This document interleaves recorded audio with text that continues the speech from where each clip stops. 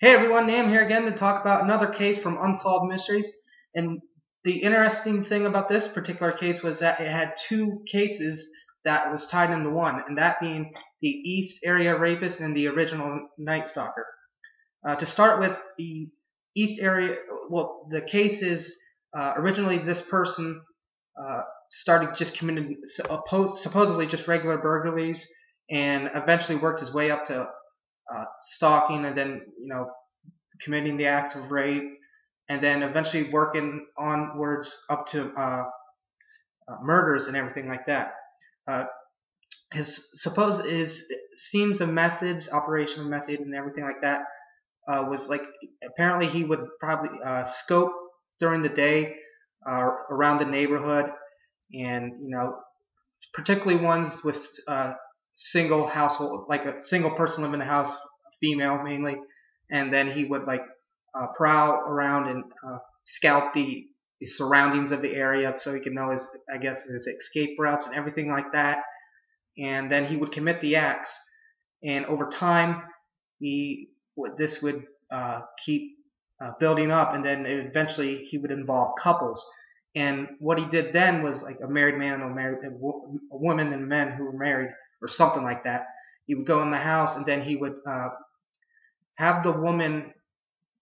He would tie up the man, or have the woman tie her husband up. I can't exactly remember, and then he would proceed to tie her up, and then he would I believe he would rape the woman in front of her husband, and then he would kill them. But there was one instance though that that a husband and wife both got free, and they separated, and like one went in the front room, one was in the backyard. It caused a big diversion, and the original Night Stalker, East Area Rapist, then had to was fleeing off of a bicycle as police were chasing him, but then he got off the bike and then he somehow escaped. I always thought this case has really caught my eye lately too. Uh, I've always known about it, but I just didn't really start doing research on it a little bit until, like I said, just recently, like probably in the past couple months. Uh, there has been several inmates in the California system that have been cleared of being the original Night Stalker / East Area Rapist through DNA and other means to clear them out. The thing that it's going to be hard though to ever probably identify this person is the fact that anyone, just if a prisoner is asked to take a DNA test, he or she can decline. They don't have to give a DNA test, and it's illegal to make. I believe it's illegal to force them to do so. So we may never know. For all we know, the East Area Rapist, original Night Stalker, is dead. He could still be in. He could be already arrested, and he's just still in a system. He's already apprehended, and but he's not going to admit to it. Or he could still be out there, or he could just die of natural causes. And because these acts took place in the late 1970s up into the mid 1980s. There was even a phone call that the original Night Stalker left on a future victim's answer machine. I will leave a link in the description to that if that video is still available after I get done making this, and you can listen to that. It's pretty eerie. And then he just, he's breathing heavy and says, "Going to kill you, going to kill you." And then there was what was else there? Because there's something else I wanted to cover or talk about. But anyway, I still wonder though if there was this.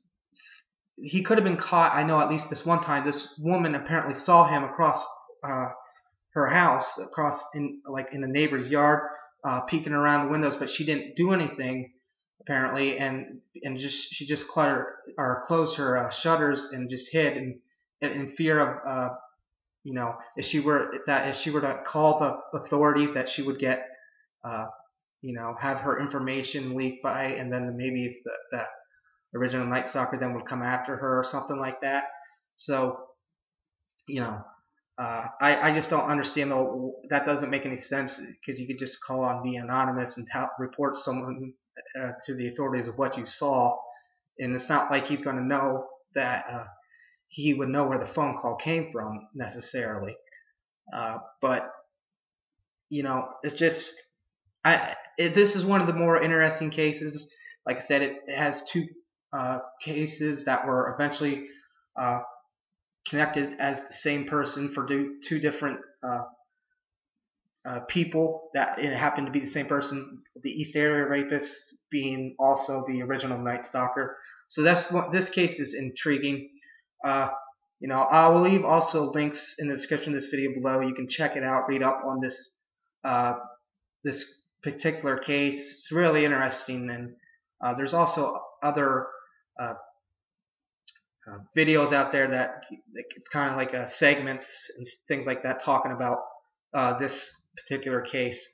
But that's just I'm not sure if we'll ever find out who it is. There's another guy that it is also called the I'm not sure if he's called the original Night Stalker or just a Night Stalker, but I think his name is let me check here. It's Richard something. I just want to Richard Ramirez. He's just called the Night Stalker, but yeah, this person was called the original Night Stalker. So yeah. With that said, though, I mean, it's just I don't know if we will ever be able to find out. It's one of those mysteries that may never be solved, but that will always, I think, grab people's attention, much like the D.B. Cooper one. Even if we can't bring that person forward, uh, the case will still be talked about. People will wonder who it was. And in this instance, though, because it will be the thing about this, unfortunately, is it'd probably be a DB Cooper. You could still, it's more of a, it'll always be, because it's not an urban legend. It's a true story that happened, and people will always be talking about that with history, as opposed to this.